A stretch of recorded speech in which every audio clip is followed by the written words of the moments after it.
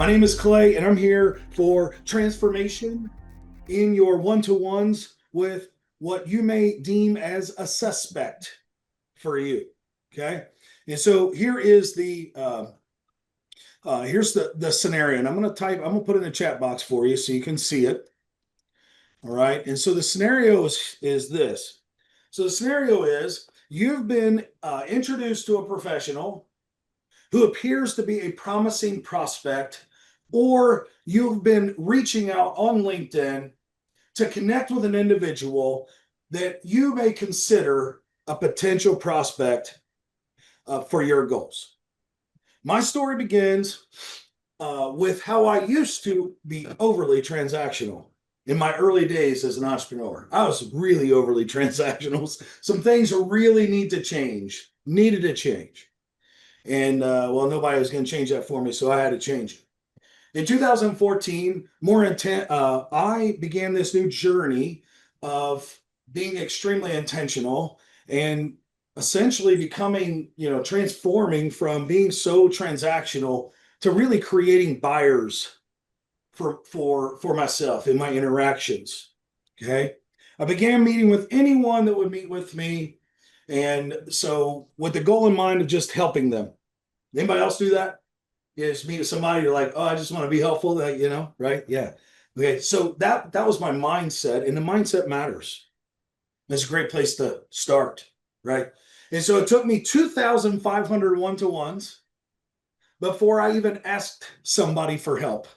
So 2,500 one-to-ones were essentially, if anybody has heard of my connect, serve, and ask methodology, only connect and serve was completed at the 2,500 one-to-one mark.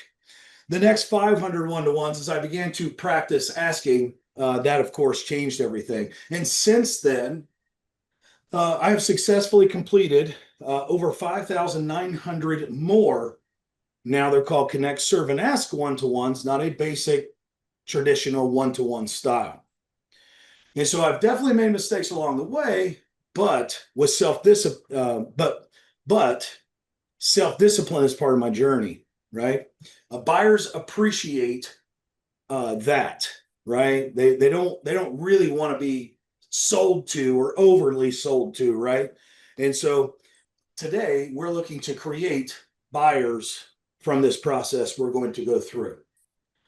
So at this point now in my journey, I have transformed more into a word of mouth marketing specialist, an author and speaker, a serial entrepreneur with a great methodology called Connect, Serve, and Ask, where we create buyers from them, but it's buyers of us. Buyers of us. People who are buying into us as the human being. That is what matters. So creating these buyers, so I own a company called H7 Network, and it's a B2B networking platform.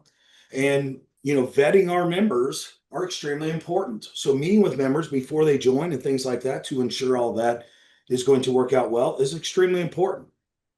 And so what I've learned is when you focus on the relationship and not the outcome, the outcomes become more predictable. Is everybody ready to get going? You guys ready to get going? All right. All right. All right. All right. So we're going to use the chat box some here. I'm going to look for, and I can see the chat box just fine. Okay. And so we're going to start with this. If you have any feedback or questions or whatever, I, of course, will handle those. So first question up. How many one-to-ones do you do per week? Just an average. Is it 5? Joel, do you do 40?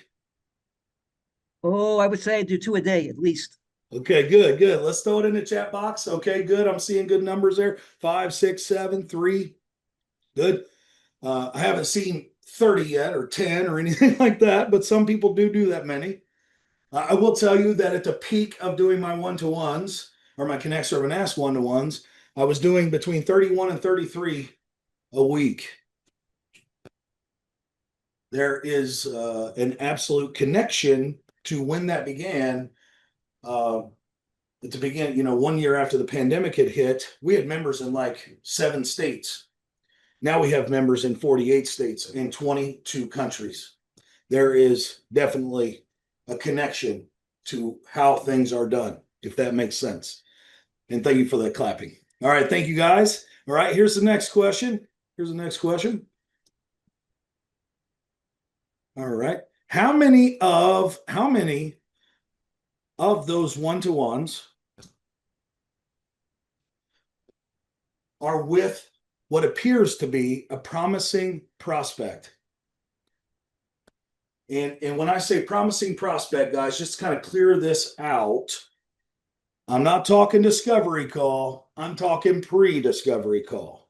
You may have connected with them on LinkedIn, right? And prompt, ask Joy for a one-to-one, whatever, right? But she was who you thought was a prospect. That's or a suspect at that point.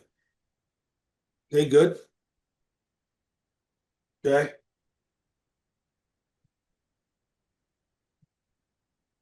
All right.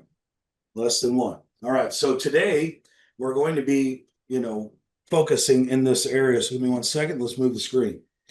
My purpose today to help you transform your initial one-to-one with a promising prospect into meetings that are scalable, engaging experiences where you can gain techniques to create meaningful, long-lasting connections, turning your suspects into potential prospects, into potential loyal buyers.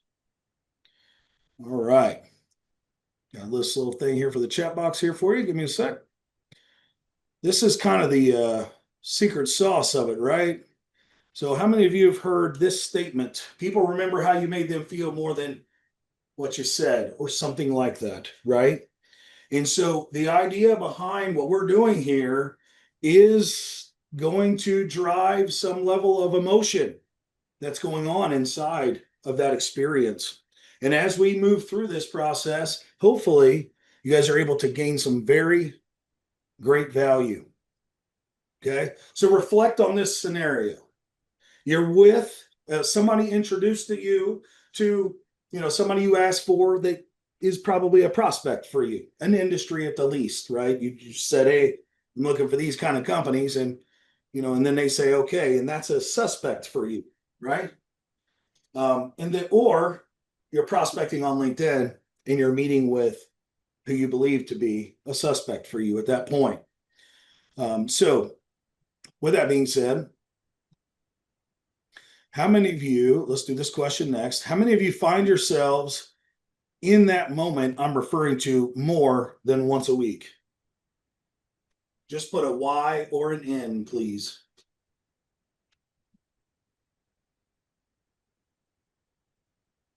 Okay. Okay. So as we go through this, okay, so not everybody, so that's okay. It's okay. So as I'm going through this, as you may have questions, please, please, please ask them, okay, as we're moving through this. So the last thing I want you guys to be able to see in the chat box here before we really get going. This is the quote. It's a quote that I came up with a couple years ago. And it says, when you focus on the relationship and not the outcome, the outcomes become more predictable. Now, that link in there will take you directly to what that means. What does it mean to focus on that relationship and not the outcome? So you guys are welcome to that information. Right, here we go. We're moving first into connect, serve, and ask. And before I tell you this, before we break this down too much, connect, serve, and ask is deeply meaningful, especially as I see how meaningful it is to my community's culture. It's a culture maker. Treating people like with full-on respect, seeing how you can be helpful, asking for help at the same time is what makes up our culture. And so this is Connect, Serve, and Ask is actually a training that our members are asked to complete, and so that they can actually begin to apply the principles inside of this. So the first thing we're going to discuss is connect. Out of connect, serve, and ask, let's do connect first. I personally am a curious person. Okay. I've been so curious that I still remember my third grade teacher telling me that there are no stupid questions. Okay. because I ask a lot of them. Sometimes it may feel like it's interrogation, so I have to be careful. Okay, that's just me. All right. So since I've been so overly curious, I really have gotten a little over my skis a few times, which is what kind of creates some level of, may feel like I'm interrogating you by asking questions. I've learned quite a few times now in my career to take a breath, because I'm a high energy kind of guy and I need to do that. Okay. And so it's vital that when you are with and inside of a one-to-one experience with this prospective suspect, you must be prepared to have three compelling reasons that you can share as to why others hire you. You have to have that inside of your messaging, inside of that one-to-one, when people ask you questions and you're answering and talking about what you do and all that good stuff. Does anybody already do that? I'm curious. And if you do, put in a chat box, just put a Y there. The three compelling reasons are so important. And if it's a no, that's fine too. It's extremely important. And here's why. Alignment. Alignment. How many of you would rather work with clients that you align with? How many? Everybody, right? Everybody wants to work with a client you align with, right? Well, it starts way back at the beginning of the relationship, right? Long before they become a client, you really do need to check for alignment with the folks that you are, meeting with. That's extremely important. So in that one-to-one, when it is your time to talk about what you do,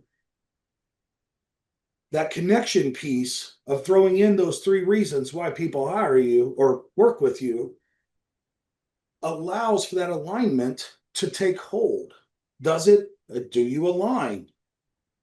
Because those three compelling reasons come from somewhere, come from you. There's some things about yourself, your personal self, that aligns with other people, your values specifically, right?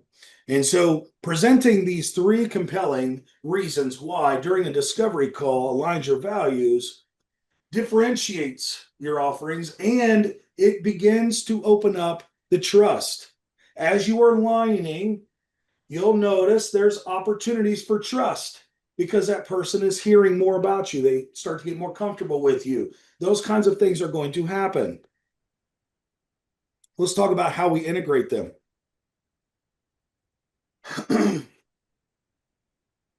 We incorporate these compelling reasons into your messaging, like the words you're choosing to say inside of this one-to-one, clearly communicating these three reasons that meet your client's needs and differentiate yourself from others in your field. So I'm going to turn off sharing the PowerPoint, and I'd like to talk with you just for a moment. Common questions I usually get in this specific technique is, how do I clearly communicate these reasons? Does anybody else want to know that? Yes. Okay. All right. Cool. So think about your connect time. Okay. Your connect time. And connect is before serve and ask. Please keep that in mind. Connect, serve, and ask is an order. It is a method. And so with connect, the main way that you're going to be able to do this and communicate those three compelling reasons is to review your testimonials. Review your testimonials. Find three that seem to really review who you are, your values, the type of person you are, the type of professional you are. You should be able to write them out so you can say all three reasons and explain them inside of 5 minutes or less. but you also should be able to talk about them in 30 seconds by being able to spit them out very efficiently. Does anybody have any questions about that? That resonate with anybody? Anybody have any questions about any of the details on that? So how do you integrate that into an initial call? Should that be the first thing you say after like, what do you hope to get out of what do you hope to get out of this meeting? Let me introduce myself and give you my reasons for being on the meeting. No, it's good. It's good, Joel. So let me answer that. Say, when you start off your one-to-one with anybody, it's going to be, hi, how are you? Where are you from? All that stuff, right? And one of you are going to start to talk about what you do or where you're from, your story, whatever that is. So when you go to say yours should be the last thing after already talking about your business, talking a little bit more about it. It should be one of the last things you're doing to connect with the other person. So you wouldn't start off saying that because you will sound like you are pitch slapping the crap out of them if you do. So if you start off and say, hey, Joel, how are you doing? There are 3 reasons why people buy from me. You can't do it that way, brother, but you can move it in more after some of the things that you've already shared. And they've also talked. It should be 50-50 and not eating up the time. So I said to prepare it for 5 minutes, but you may only have 30 seconds to say it, depending upon how that one-to-one is going. But you got to be prepared to say them and say them fast. Does that answer your question, Joe? Yep. Cool. Anybody else have any more questions about that? All right, let's get back to it. Oh, crap. Wait, is everybody having fun? Are we having fun? Am I talking too much? Do I need to do something with the energy in the room? No. Jill, thank you for being transparent. I It's appreciate not that. you, it's me. An afternoon slump has hit in. I'm like, do I make more coffee? Get a Diet Coke? I don't know what to do. Well, that sounds like when I was We're in my just 20s. hot here. I can't, my office is at 78 because it's 110 something out, so I just can't get cool. I got you. It's not you, it's me. I remember hearing that in my 20s. So there we go. I mean it genuinely, I swear. I understand. All right, here we go. All right, moving on. Next, we're going to serve. Now, keep in mind, remember, this is a promising suspect. Like you don't know what they're doing yet inside of that appointment, right? You don't know what they're going to do yet. So connect, serve, and ask is very important to use. It's a methodology that you flatly use, consistently use it, and focusing on building that relationship. So that's why we're going to do this part. Okay. So what to serve?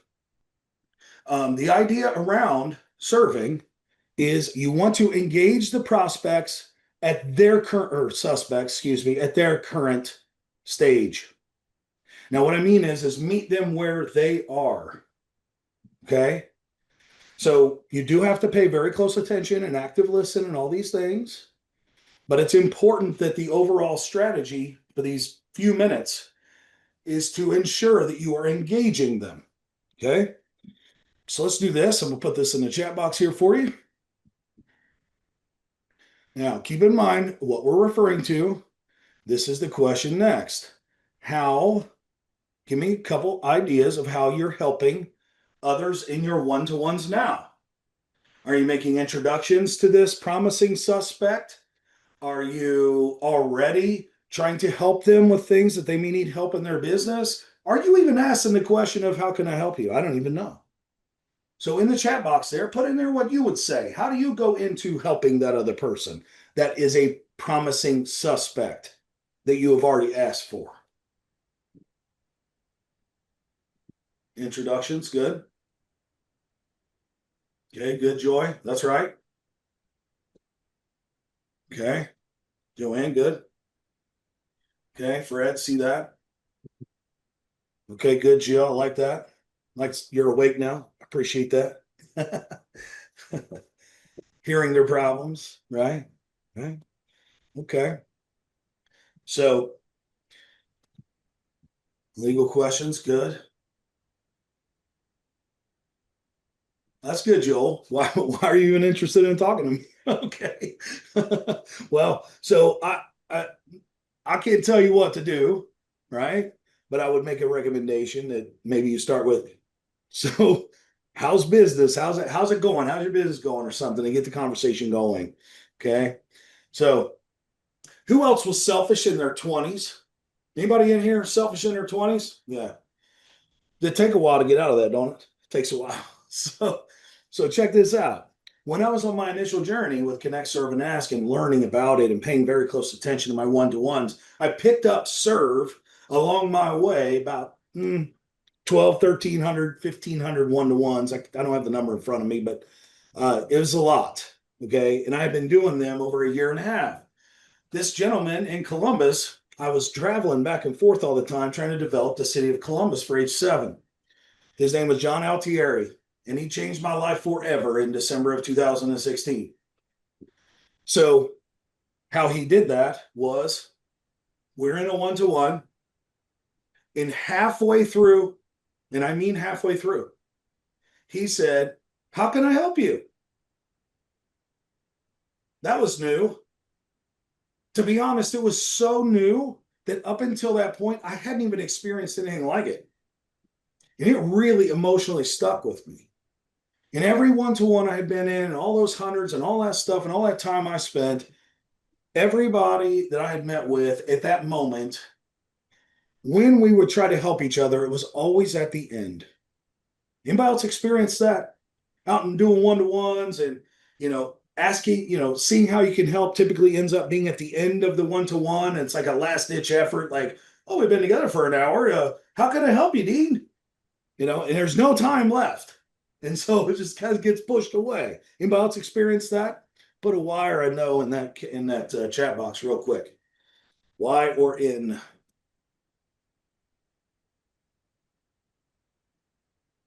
Yeah. It's the old push off is what I call it. "Oh my gosh, you got no push off. Ain't no time to help me none. I got you. All right, that's cool." Yeah. So anyway. All right, thank you guys. All right, cool. So meet your suspects where they are, not where you want them to be. I see that, Linda. Yeah, you're saying at the end, it usually happens with the promising prospect. It doesn't happen with the prospect. It just happens in normal one-to-ones. Is that what you're saying, Linda? Correct. Yes. Thank Yes. you. Yeah. Yeah. Well, some people like network with their suspects, right? They go out and they beeline to do a one-to-one with somebody they think should be their, client, and then they go out and do the one-to-one. So this kind of thing happens a lot, where we're going to be meeting with suspects a lot, just as we come across them. All right. So next up, why would we meet them where they are? Well, it helps build trust. And that's what we try to do, right? I mean, I don't think we're all out here just on purpose, just trying to sell everybody we meet with. I think most of us on this call, I could probably say without a doubt, are meeting in one-to-ones with promising suspects, or even somebody introduce you to, with the idea of trying to build trust. Is that true? To build a relationship, is that right? Okay. Well, this approach of serving your promising suspect where they are means you have to have good questions to find out where they are. Okay. And so, when you have really good questions, you're going to be able to uncover hidden needs or concerns that would inform, a potential tailored solution that a partner of yours can do, or you can. It doesn't matter, right? It's all the same. You're getting them to talk. And it shows them and it highlights your willingness to provide value and more than your immediate offerings. We all have to pay the bills, right? But in this moment right here, the bills can't matter. We have to offer unconditional support.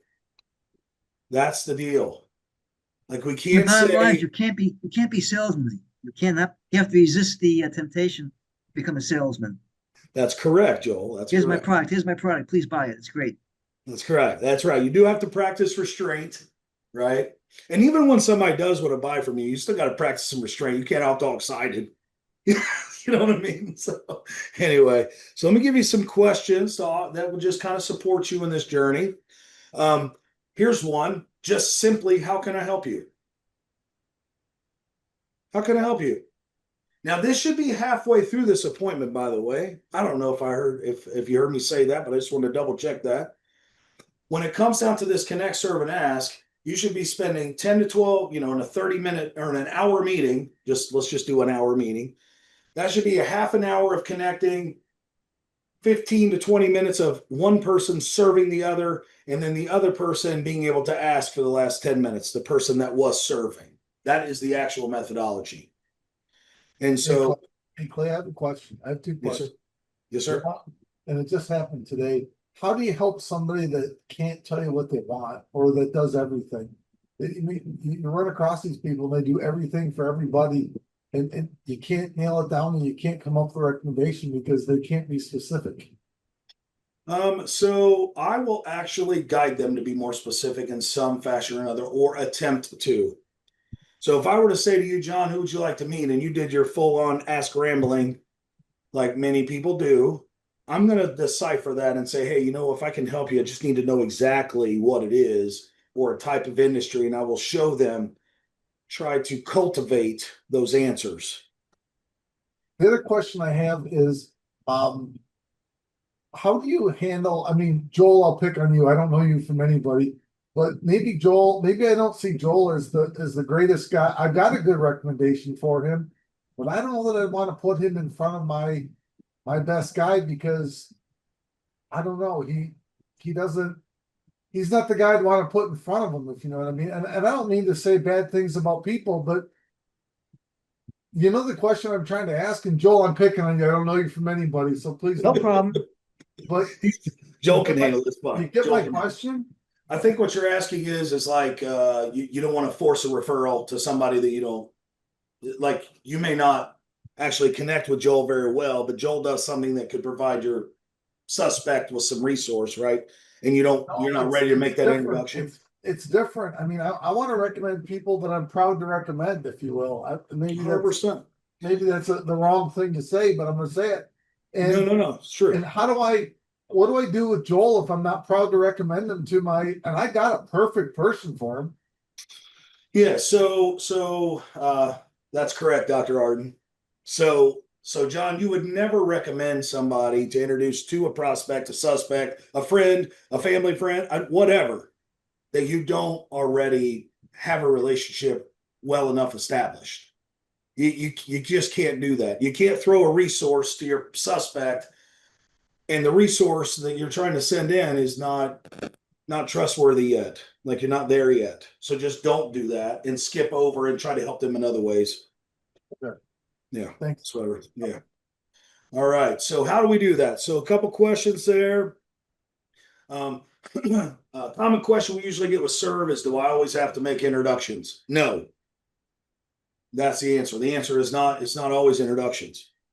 You may actually provide a service that they need right now, and you can give them some free stuff, some advice, some support.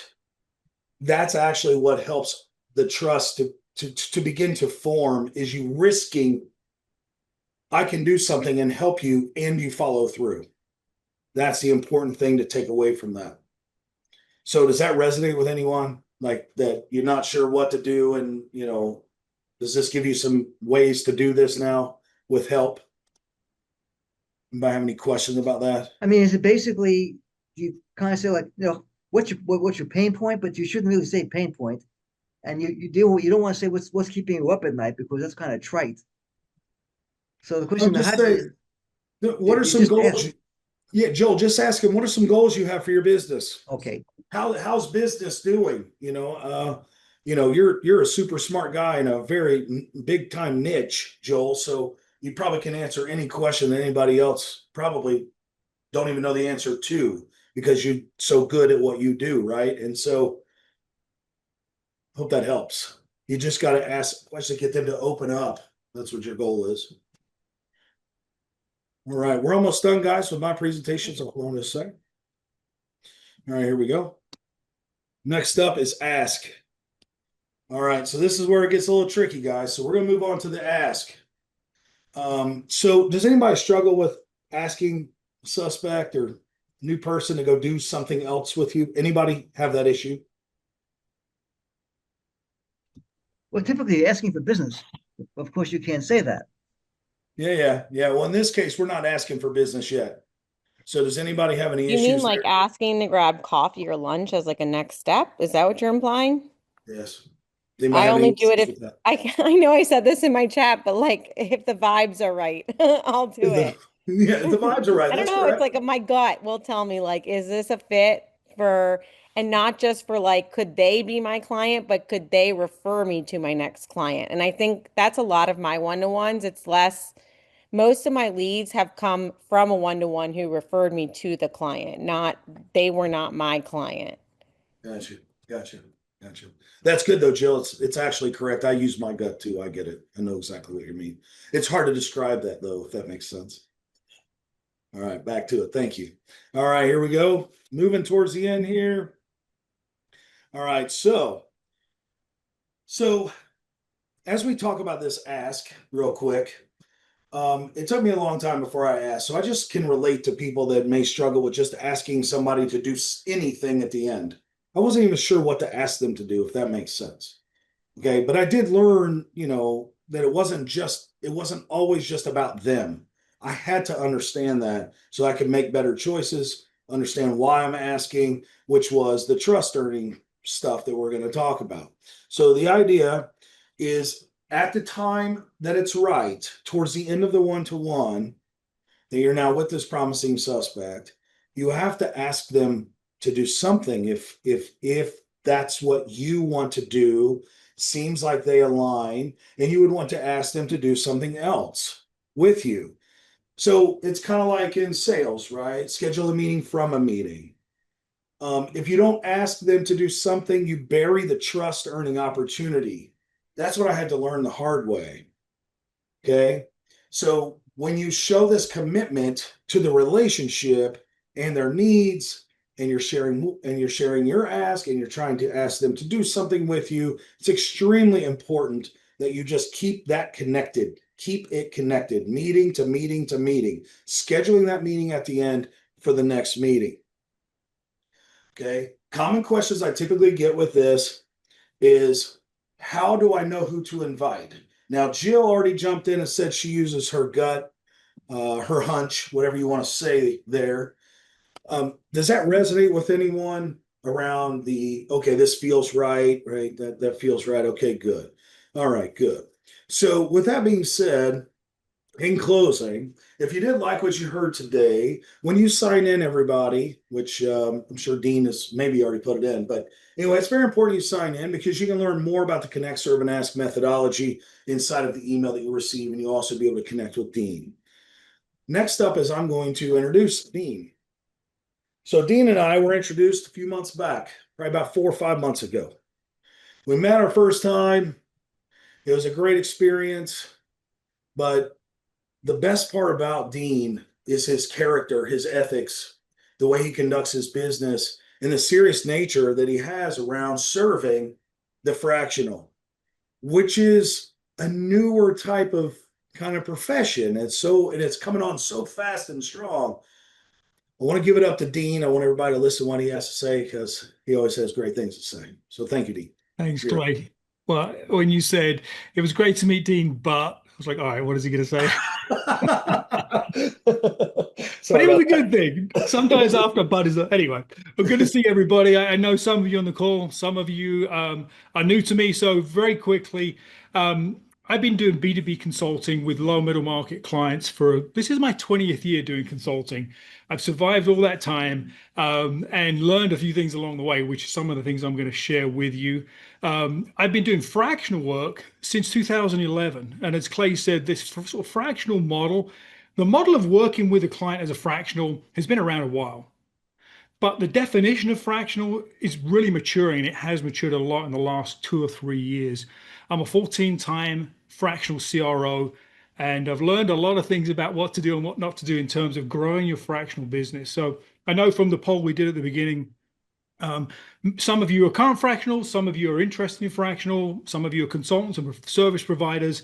And all of everything I'm going to share with you today is going to apply. It's going to apply to your world. Hopefully you can come away with 2 or 3 things that you can apply in your business on the next phone call, the next conversation, the next step in growing your business. So I've got quite a bit to cover. Like Clay, I'm going to share a few slides here in a second, but let's sort of set some context for what I'm going to talk about. A lot of what Clay talked about is this relationship building, right? Building relationships with potential referral partners, potential clients, perhaps, and how to do a lot of that so that the connect, serve, and ask methodology works so well, because it just helps us connect at a human level. And I think that's where a lot of people get stuck, is they try and get ahead of the process and they're trying to pitch, they're trying to sell too soon.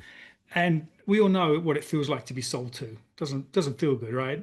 And I don't think any of us want to be in that seat. So I'm going to share my screen. All right. Can you guys all see that? Okay. So I'm going to share a methodology that I developed over the last 10 years or so that's helped me personally land over $2 million in fractional engagements for myself. And I'm not saying that as a humble brag.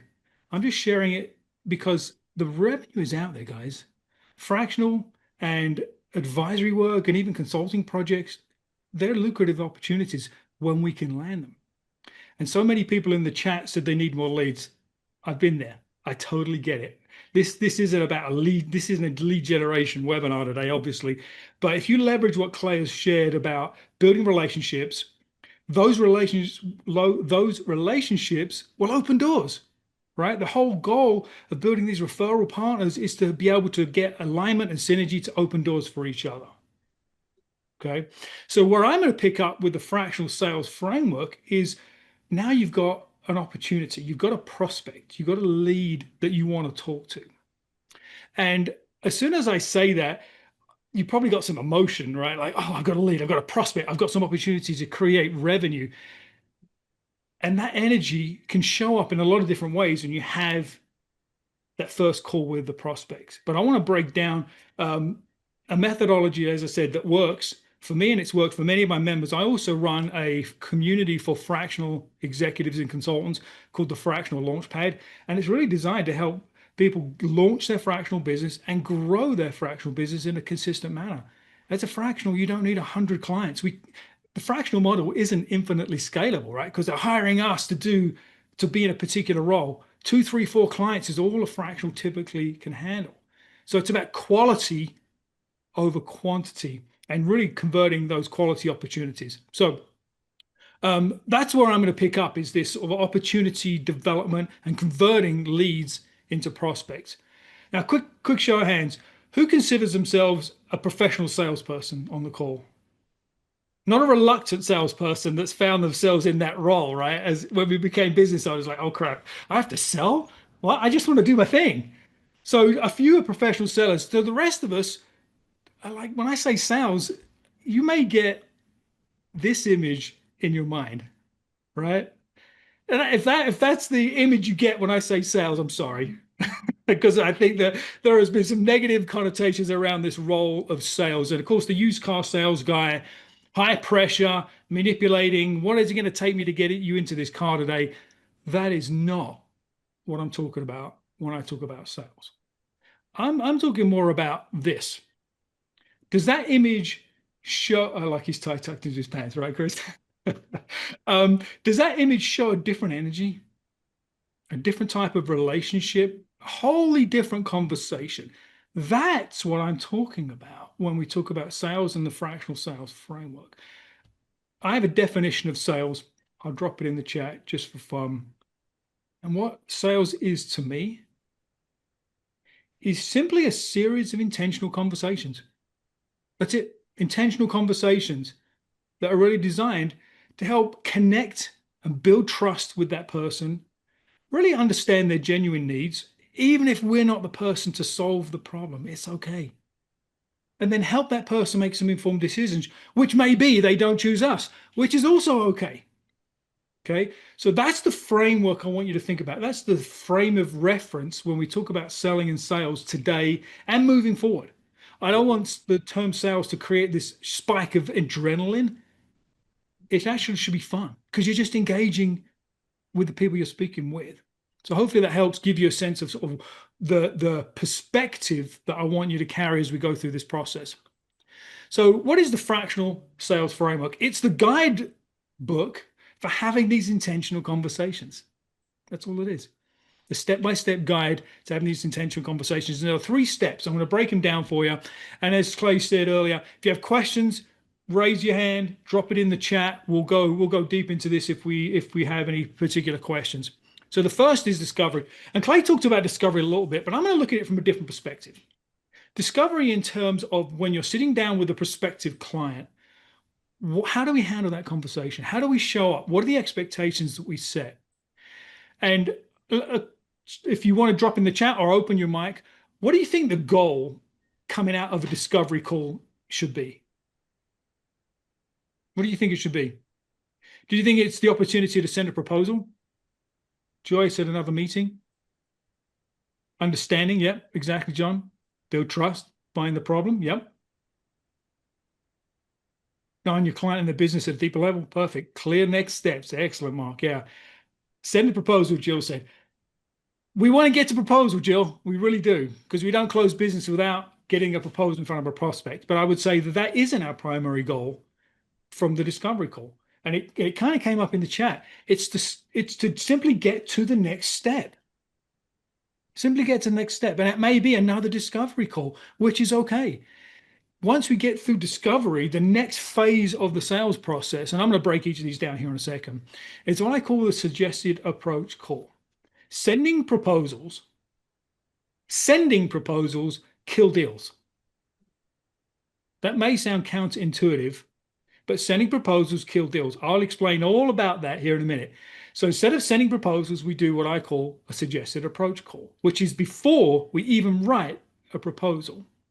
And then finally, we have a proposal review call as well.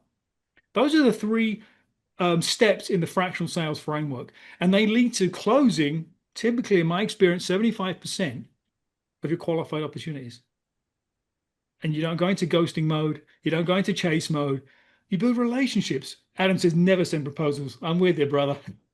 Excellent. All right. So let's break these down a little bit, give you some real practical tools that you can apply into your process. So in discovery, stop rushing to proposal. Stop rushing through the discovery process and start focusing on it. I would say we need to spend twice as much time in discovery than you do now. Now, why is that? What I find is that people rush through the discovery process because ultimately they feel like they're being a nuisance to the prospect. They're taking up the prospect's time. There's no value in discovery. Discovery is for me, the person trying to sell. And quite honestly, discovery is a mutual conversation. You're helping them discover about what's going on in their business, and they're discovering about you while you're doing the same. If you come out of this process with a clear understanding of where they're at, where they want to be, and the fact that you'd like to work with them, that's a win.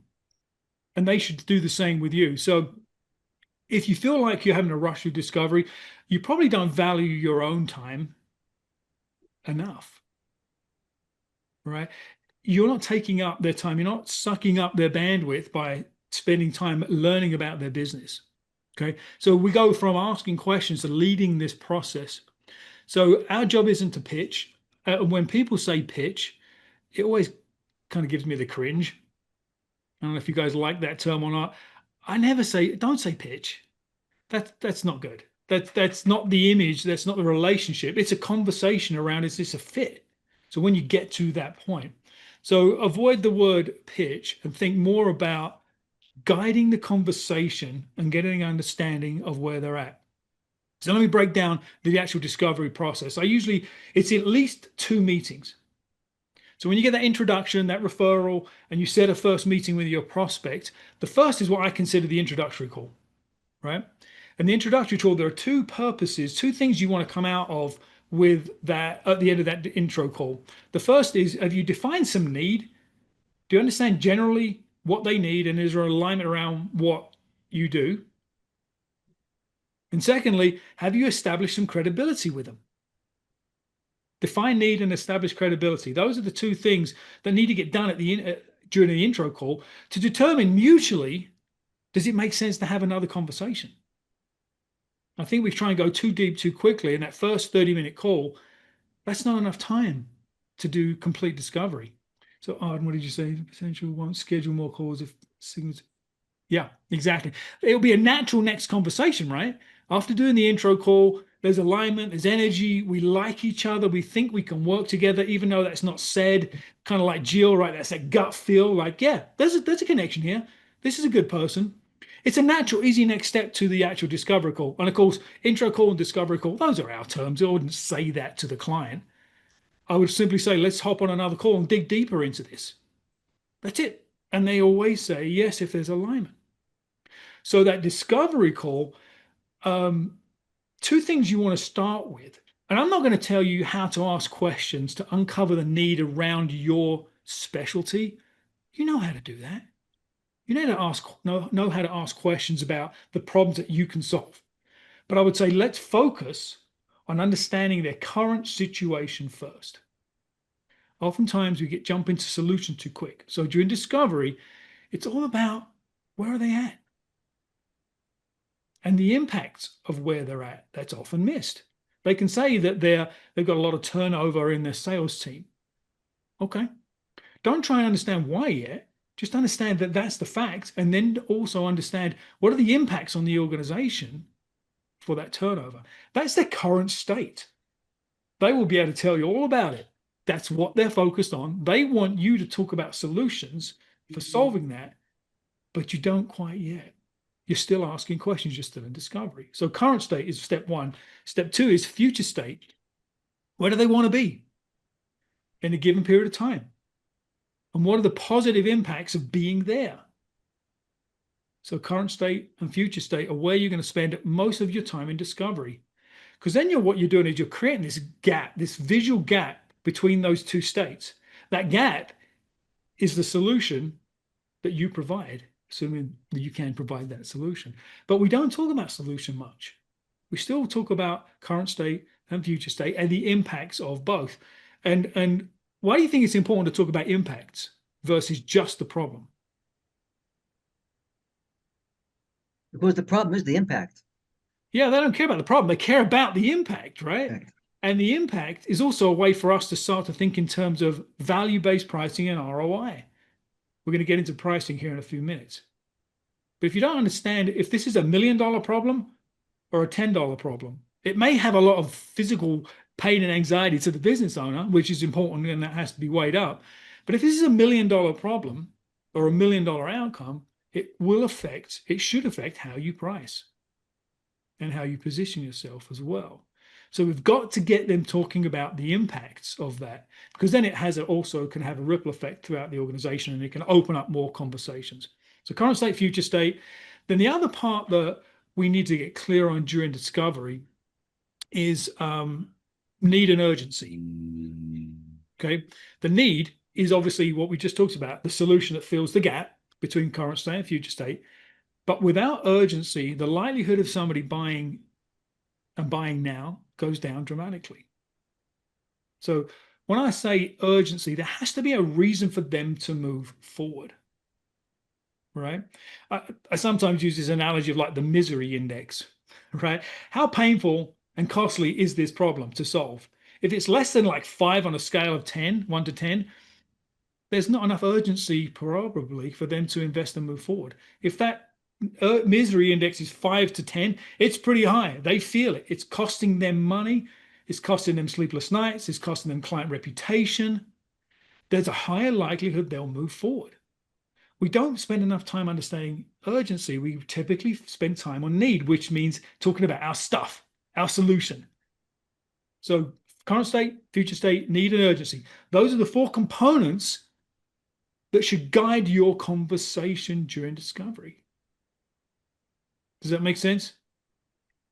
Urgency is the most often missed piece in this equation, which is why you don't close deals. Because it may be a yes, but it's just not right now. So I'll let you sort of marinate on that for a second, but I think that's critically important. So from a mindset perspective, when we go into discovery, especially early on, who's ever had this feeling going into a discovery call with a prospect? I've got to get this one. I need one. Need my first one, need my next one, need the revenue. Anybody relate to that? Like gotta do it, right? Yeah. It's deadly to do that. It's a killer, right? It's a killer, Joel. It changes how we show up. It changes how we show up. I would encourage you to try and disconnect from the outcome. Go into it genuinely curious, with a genuine desire to help, knowing that that help may not be your help. It may be introducing them to somebody else. If you disconnect from the outcome and your personal goal is to close them, you show up more like a salesperson and not like your true genuine self. Okay, so just a little mindset thing here can change everything about the tone of the conversation and the questions you ask and the attention you're providing the prospect. Because if you're trying to get to that next sales question, you're not really actively listening. But if you truly engage in the conversation and you give a crap about what they say as a person and a business owner, you show up differently and you connect at a human level and the relationship will continue further. So disconnecting from the outcome is truly, truly important. So let's put you in this situation. You've had a great discovery call. You spent an extra hour on the phone with the prospect. Excitement, energy. They like what you've got to say. They like your approach. Maybe they've asked about some pricing and you've given them a general range of how you work and time frame. And they're like, all right, Clay, send me a proposal. Nope. Joel beat me to it. Nope. Nope. Nope. Nope. Nope. I got burned like that. You know if I get getting burned like that. Never send a proposal. Those who have heard me say this before, they understand the context of this, but never send a proposal. Proposals kill deals, and here's why. They end the conversation. A prospect primarily wants two things from you. They want your solution. How are you going to solve their problem? They want some free advice. And two, they want to know what it's going to cost. And once you give them those two things, you've lost leverage. It can end the conversation. You lose control of the process. So Jill says, I don't send a proposal, I send a contract to kick things off based on where we're landed. If it's not resolved in the first call, we'll continue the conversation. Okay, yeah, and proposal and contract can be used. They're different documents usually, but they can be similar as well. I'm saying don't send anything. Don't send a scope, don't send a price, don't send anything. Nothing. And especially don't send some predetermined proposal that you've got on the sideline. What if they're like, I'm ready to start tomorrow? Because I've had clients that do that and they're like, let's go. Awesome. I'll address that directly in a sec, Jill. That's the next step in the process, okay? I'm not saying don't work with them, right? I'm not saying be difficult. I'm saying maintain control of the process. So you go into a lot of times you go into chase mode when you send a proposal, right? They've got what they need from you and they may or may not respond. And so what happens is you get ghosted. Avoid that. You can 99% of the time you can avoid that by holding back just a little bit. So instead of sending a proposal, and Jill, you can layer this next step right into your opportunity, suggested approach call. So the suggested approach call, it helps us gain alignment around how we're going to work together. So a little bit of language at the end of the discovery call. If energy's good, everything's moving forward, they're wanting the proposal, they want to move forward the process, simply say, Adam, let me put some thoughts together. Let me put some thoughts together about how we can work together. Let's hop on another call and discuss. What do you think? They just say yes. If they don't, there's a reason. Maybe there's a hidden objection. Maybe there's something else going on. But the goal of the suggested approach call is to lay out the relationship before you get into writing detailed scopes and proposals and agreements. So it allows you to get alignment around your approach. During the suggested approach call, money will come up if it hasn't already. So be ready to discuss your fees. So let me pause just for a second on fees, and I have a slide or two on pricing here in a second. As a fractional in particular, my belief is you never quote an hourly rate. I don't even like a day rate or a weekly rate. It's a monthly fee. A monthly fee for the responsibilities that you're going to own and the expected outcomes you're going to drive towards. Not the tactics, the knobs you're going to dial or the buttons you're going to push. No, it's the responsibilities that you're going to own and the expected outcomes that you're going to drive towards. And it's a monthly fee. Of course, the monthly fee has some time constraints around it. You're going to provide 1 day a week to that client or whatever. But as soon as you get into hourly rate, you commoditize yourself to all the other vendors. Who wants to be a vendor? I don't want to be a vendor. I want to be a strategic partner, right? I want to be part of their team, part of their leadership team, part of their vision and direction for the company. So get ready to discuss budget on the suggested approach call. And based on the outline that you've provided, because what you're going to show them during the suggested approach call is simply a bullet point list of the things that you're going to own, the responsibilities you're going to take on. Chris says, with the monthly fee, though, I don't know if I have the resources to meet expectations of the client. We'll get to that. Thanks, Chris. That's a great comment. Jill. I have a question. A lot of my clients like to do a retainer. So like they'll want X hours a month. And then I charge if they go over, which they're all understanding of, but I don't give them money back or roll hours over if they are under. So what do you advise in that scenario? Like, should I Yeah. be selling myself differently to get more potential revenue? Yeah, I mean, I'll jump forward, and I wasn't even going to cover this today, but well, let's do it. With a monthly fee approach, it allows us to have some flexibility in how we work with clients. And when I start a new engagement, I will always tell a client, look, this based on what we know today, I think it's going to be a 1 day a week and it's going to be $8,000, whatever the number is. But we're going to meet monthly for the next 3 months to make sure we stay aligned. If we find there's it's more time or less time, we're going to have a conversation and make adjustments as needed. And they just say, okay. Versus the extra few hours here up and the extra few hours here down. I don't want to be responsible for showing my client the hours I work, because a week could be 4 hours, or like a 1 day a week could be 4 hours, or it could be 14 hours. Depends on where the client's at. I would rather reset, because what happens is those extra hours can create scope creep. Before you know it, you're doing way more tactical crap, and it's sucking way more of your bandwidth for some hourly rate, and you're actually undervaluing yourself. So I would reset my scope and fee in that first 90 days. And I know roles are different, and sometimes workload changes over time, and we can usually see into the future a little bit and make adjustments, but I just try and avoid that. If you're in a particular role where you have to have that little wiggle room, that's fine. That's fine. I'm not going to like nitpick it to death, but I would say generally I try and keep it clean, and I don't want to be responsible for showing and tracking hours, because then again, I'm kind of more of that tactical vendor level person versus the sort of like the strategist, the leader, the visionary kind of role they hired for. Does that make sense, Jill? Okay. All right, let me keep rolling, and I will get back to Dale's question here. So the suggested approach call kind of allows you to get alignment, right? There's nothing worse than putting a proposal in front of a prospect and them saying, this is wrong, that's wrong, I want to change this, I want to change that. Or they feel like what's in the proposal is the only way to work with you. Neither of those are optimal. So when you show up with maybe a couple of slides of my areas of responsibility and goals and outcomes and some timeframes, it opens the conversation. Again, remember, this is a series of intentional conversations, and presenting this, discussing this is exactly that. So Dale, what is the language you used? Responsibilities you're committed to and the outcomes. Yeah. So the areas of responsibility I own or I'm responsible for, and the goals and outcomes that we're driving towards.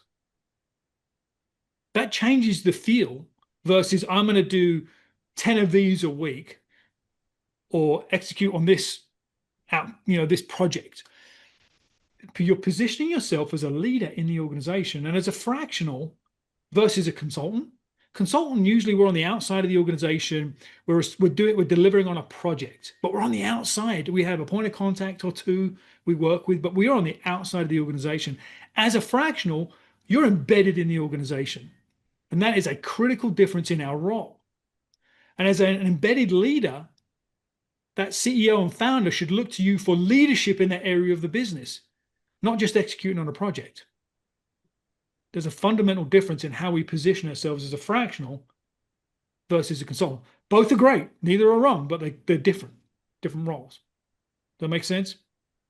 So Dale, in terms of that sort of positioning in the sort of areas of responsibility, it aligns with you positioning yourself as a leader within the organization. And as leaders, we run projects. That's kind of what we do. But we've got an overall responsibility. The other thing I would say is during the suggested approach is to talk about goals and outcomes. Because as fractionals, we want to be around long enough to impact outcomes. As a consultant, oftentimes we deliver a thing and say, good luck, guys. Right? It's on them to execute. So goals and outcomes, really important. Dale? I can also see how when you talk about being part of the embedded leadership, that is a responsibility that a lot of people won't even think about. When you put that language into this suggested approach discussion, they're going to treat you different. Yeah, exactly. And sometimes we have to educate and re-educate on what a fractional role is versus a consultant, right? The executive, if they've never hired a fractional, maybe they don't understand the nuances, but it's hugely different in terms of how we position ourselves, plus how we price too. So the suggested approach happens before the proposal. Make sense? So again, you're going to show up with an outline of bullet points. Maybe it's a couple of slides, and you're going to restate the goals that you've discussed and the problem that you've discussed during discovery. You're going to lay out your areas of responsibility and things you're going to focus on to help achieve those goals. And then you're going to lay out the expected outcomes and some kind of a time frame if you can. Or even if it's I like to use it like a Gantt chart sometimes and a roadmap. First 90 days, second 90 days. Beyond that, it's hard to predict. But you kind of lay out this general roadmap so they kind of know where they're headed. Because if they've never hired someone like you before, they don't know. They don't know. They're used to hiring for a project and a deliverable and we're done and let's move on. So we have to step into that leadership role from day one. They also get to see you in that leadership role. They get to experience you doing your thing. Okay? So don't be shy or afraid to do that. They're hiring you for a reason. Okay. I'm going to keep moving so we can cover everything. But again, keep hitting me with questions. Yes, John. I have a question. Please. Maybe I'm the world's worst buyer, but I like to understand where the price is headed first before, so I can wrap my head around the money before I talk about the other things you discussed. What happens when you run into somebody like that wants to wrap their head around, what is something like this going to cost me? And then we can talk about what this is in more detail. How do you handle something like that? Yeah, John, I actually think when price comes up early, if there's alignment, that's actually a buying signal. Because if they didn't ask for price, they're not as interested. So I think it's a great question. Price can come up within the first 30 seconds of the intro call, or it can come up much later in the conversation. I think you always need to be prepared. So if you're going into this, you've done the intro call, they're starting to you get a feel for where you're at.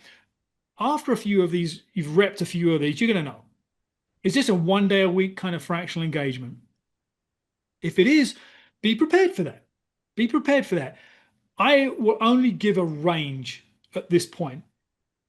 And if let's say it's a small company, pretty simple fractional engagement, it's 1 day a week and I'm going to charge them $7,500 a month, let's just say.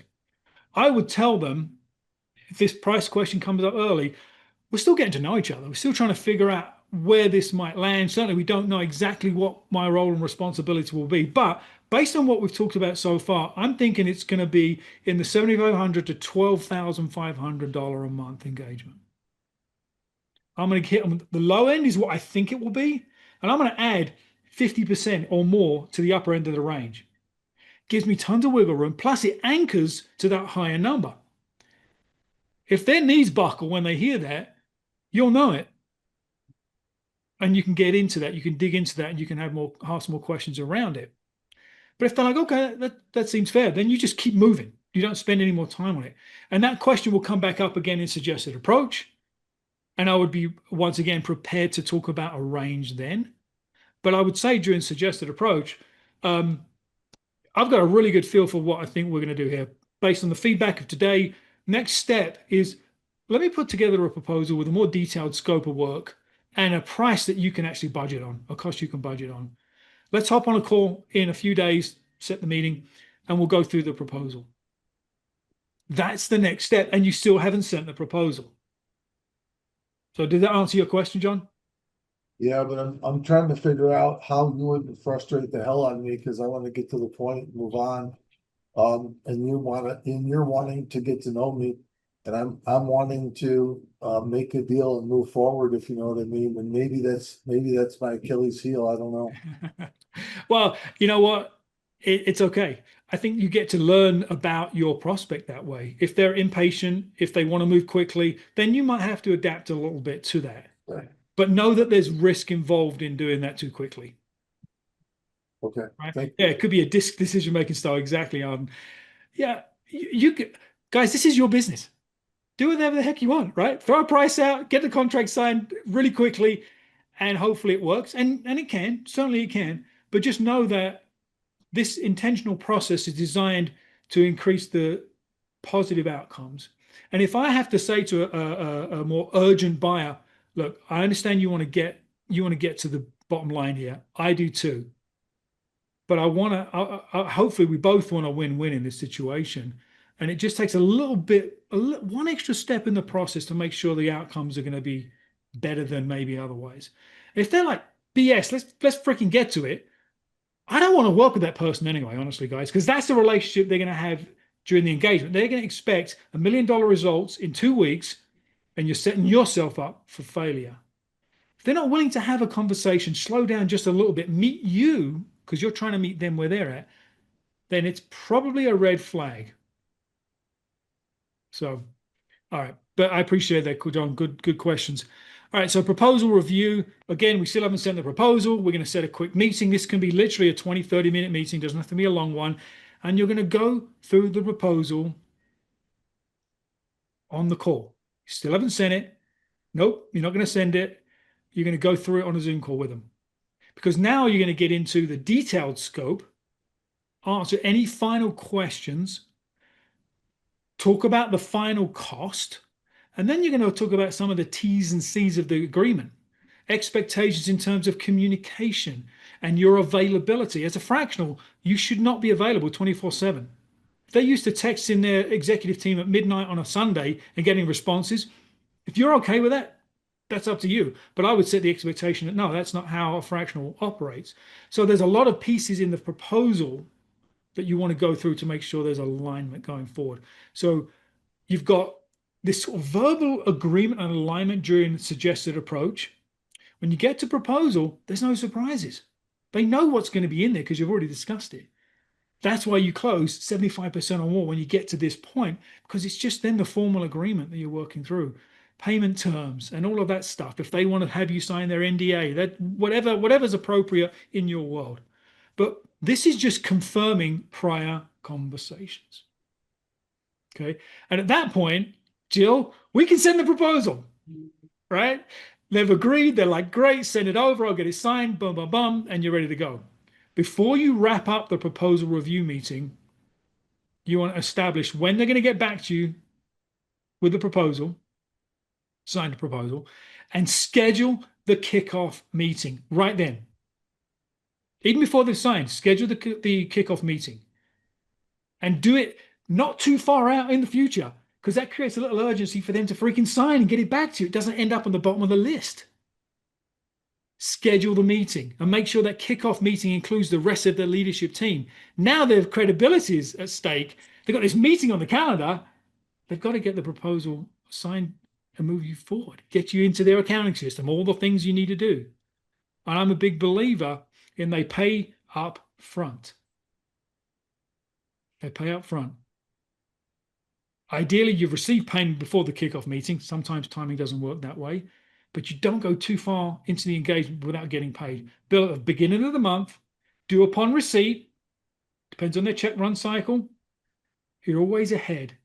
You're always hanging on to the cash. And they're not hanging on to your cash. In other words, you're putting money and time into an engagement that you may not get paid for, especially for people you don't, the new relationships. Okay, I want to pivot just a little bit here and talk about fractional pricing, fractional engagements. I've got about 5 minutes or so, and then we'll wrap it up with some Q&A. I already kind of mentioned the pricing of fractional engagement. This is not about hours and output. And when I say output, I'm talking about producing stuff. Pricing is based on responsibilities and impacts. We already talked a little about responsibilities and impacts. If you focus on those things, you can develop what I call value-based pricing. Okay, and value, it's an interesting concept that I think we try and impress what we believe is our value on our prospects. And honestly, that's not our job to do. Our job during discovery is to help extract what they perceive as value. Get them to talk about the value of the impacts, the ROI. Sometimes value is built around this concept of cost of inaction. If they don't fix a thing, it's going to cost them money, which is the downside of value, right? It's still value versus the upside of doing something. Depending on your situation, you can talk ROI, you can call cost of inaction. But our job is to extract value out of them. So let me set this sort of concept up in terms of value-based pricing. Let's say I have a prospect. I'm going to be their sales leader. It's a small family-owned manufacturing company with 2 reps based in Wisconsin. Pretty sort of like blue-collar analog business, 1 day a week engagement. That picture. I've got another prospect where I'm going to be their sales leader. It's a Series C VC funded tech startup in the Silicon Valley with 20 million in this Series C funding, and they've got this rocket ship of goals and growth. I'm a sales leader, and let's say they've got 10 sales reps. Both I'm the sales leader, both I'm going to give them 1 day a week. Would the pricing be the same? If I've got a 1 day a week price model and I charge 10 grand a month for my 1 day a week services, if you price them the same, you're pricing it wrong. You're pricing it wrong. You may have overpriced on one and way underpriced on the other. So when you think about value-based pricing, think in terms of internal factors and external factors. So internal factors are factors that are out of your control. I'm sorry, external factors are factors outside of your control you must consider. So size of the organization. What is their growth goals? Where are they located? If they're based in the Silicon Valley, they're used to paying premium fees for executives. If they're in Green Bay, Wisconsin, not picking on Green Bay, I'm a Packers fan, they're used to paying a much lower salary for executives. Their expectations of value are completely different. One is a family-owned business that wants to just keep chunking along, 5-10% increase every year, they're happy. Silicon Valley startup, they want to drive 10, 20 million in growth in the next 3 years. Their expectations are completely different. Those are external factors you must consider when you price, because you will underprice in some cases and overprice in others. And when you underprice, you lose credibility. I've seen fractionals lose deals because they priced too low. Priced too low and they lost deals. Because they're like, how good can this person be if they're only charging me 5 grand and they're going to drive 10 million in top line revenue? I don't think they can even do the job. So those are external factors. They're out of your control, but you must consider them. Make sense? The other is internal factors. These are all about you. These are all about you. One of my more recent clients, I'm a 1 day a week CRO for them. And an hour before we did the proposal review meeting, I increased their monthly fee by 2 grand. Because I went back through my numbers, I went back through the impact, I went back through their expectations, and I realized my first number was too low. It was based on fact. I increased the fee by 2 grand a month, and they said yes without blinking. It's not about gouging. It's not about being out of a lot. It's about pricing based on your value, responsibilities, and outcomes. So our mindset, our perception of what we're worth is one of these internal factors I'm talking about. I could never possibly charge $300 an hour or 10 grand a month. That's our baggage we're carrying. Pricing can be a little gut feel, but it has to be driven by data.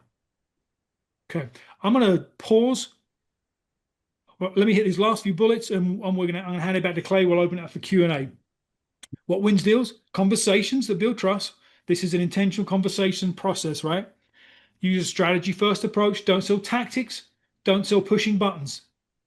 Strategy, vision, responsibilities, and outcomes. Value-based pricing, and just sales one-on-one.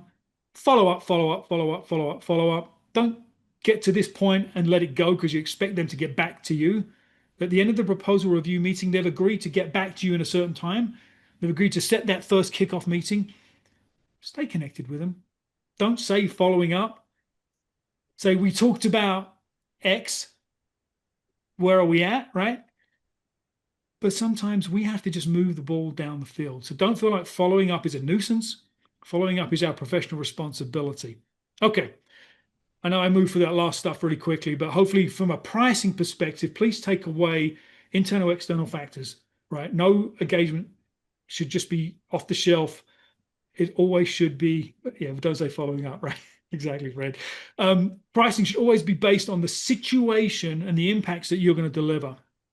And with that, if anybody has any questions, meet@deanisaacs.com is my calendar link. Feel free to hop on. Happy to just chat. Connect with me on LinkedIn. Send me an email. I'm around. All right, Clay. It's all you, man. Thank you. Good job, Dean. Good job. Good job.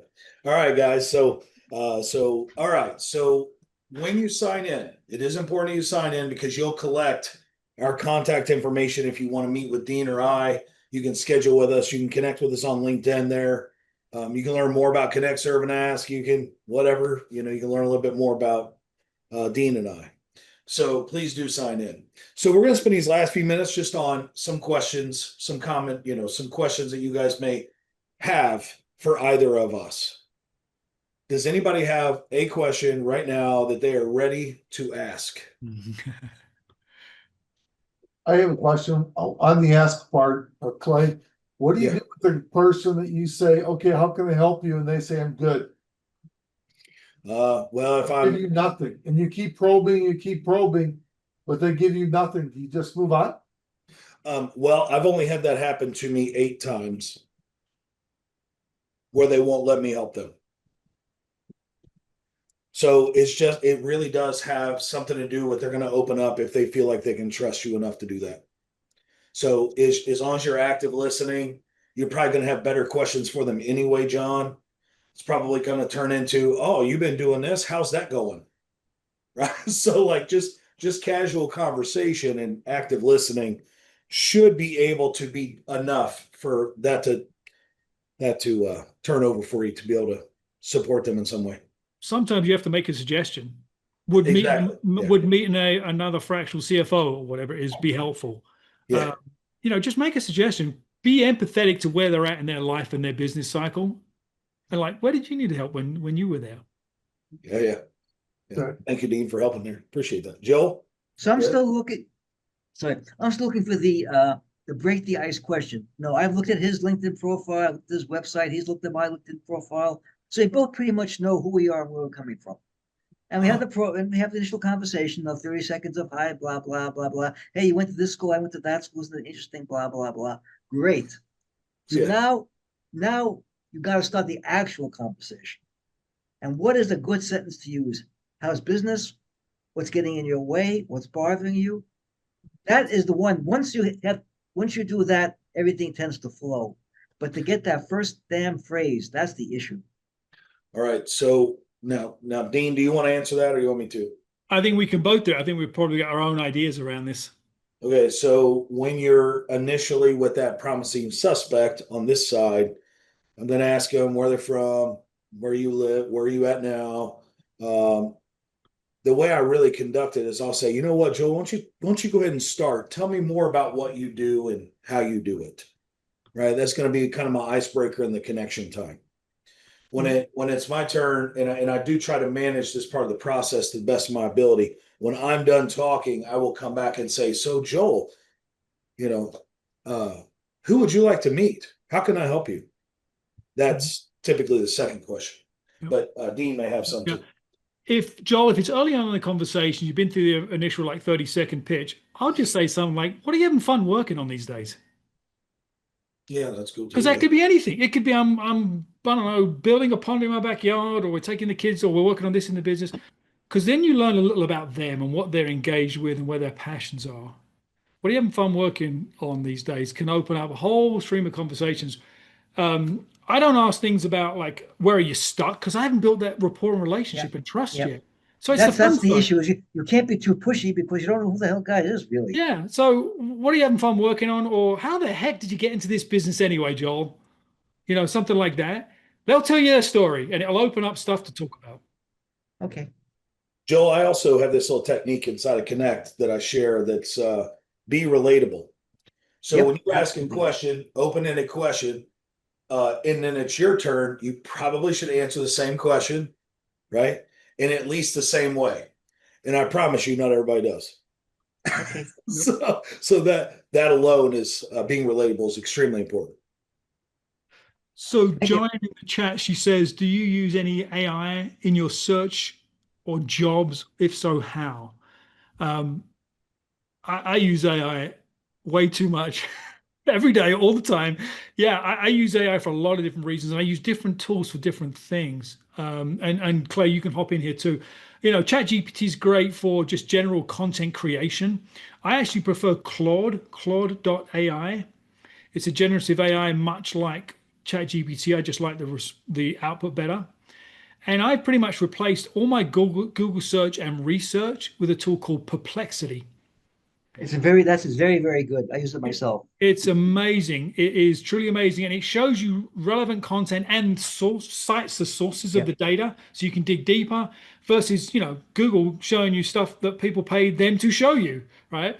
So I use those two tools often, and we're building some AI inside of our business as well that help with some automations and some other stuff too. So that's a rabbit hole we could spend a lot of time going down. Yeah, I don't use AI myself for doing research on other people. Although I did have somebody use AI to figure out if H7 was the best networking group for them, and it told them yes. Yeah, yeah. So I did hear that happen. I got to see that. That was pretty cool, but I've never done it myself. So I mean, maybe we can even tie this question with Joel's. And if you're meeting with somebody, go to like Perplexity has access to the internet, so it can search the internet, all that fun stuff. Put in, I don't know, we'll put in Darlene's LinkedIn profile into Perplexity and say, I'm meeting with Darlene tomorrow. Give me some things I should ask her about based on her profile and her background and her experience. And it'll give you stuff. You can it'll do the research for you. It'll create the icebreaker questions for you. it's awesome. Yeah, there's a guy named Tom Gay. He's part of Alignable, Yeah. and he has a whole big program on. He calls it Engage Pro, which is basically keeping your contacts active.